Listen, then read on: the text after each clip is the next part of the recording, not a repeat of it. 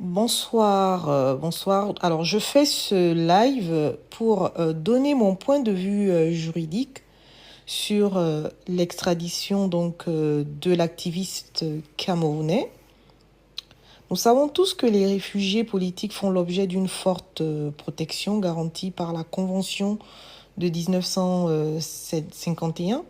Cette convention qui consacre donc le principe de non-refoulement.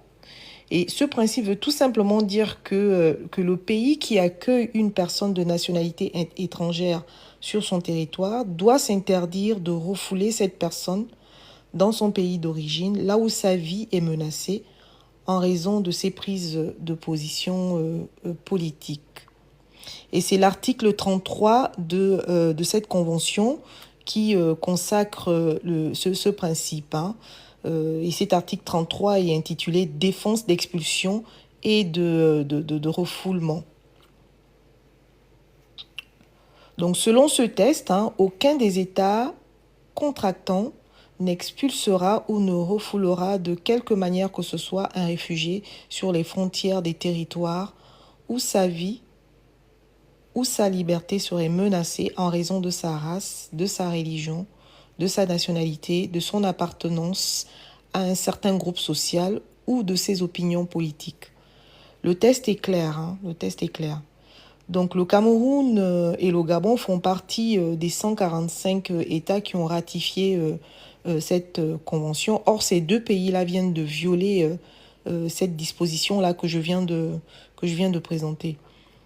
Donc le site Gabon Media Time relate les faits et parle de ça. Il s'agit en fait d'un activiste camerounais qui se fait appeler Steve, dont le nom est Steve Akam, alias Ramon Kota.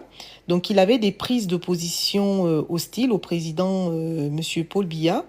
Et les militaires, donc sous les ordres du président de la transition, ont donc répondu aux ordres du pouvoir camerounais. Ils ont arrêté ce jeune homme et puis ils l'ont extradé au Cameroun.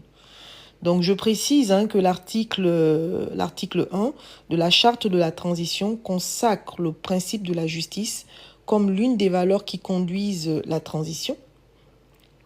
Je rappelle aussi que notre devise fait référence à ce principe. Et cette devise a été reprise aussi dans la charte de la transition, à savoir Union, Travail, Justice. Donc on ne peut pas parler de justice sans se référer à un test de droit applicable. Or, en l'espèce, le droit applicable, qui est l'article 33 de la Convention, a été tout simplement violé. Donc c'est vraiment regrettable. Donc voici ce que je voulais dire sur cette actualité-là. Merci de votre écoute et à bientôt.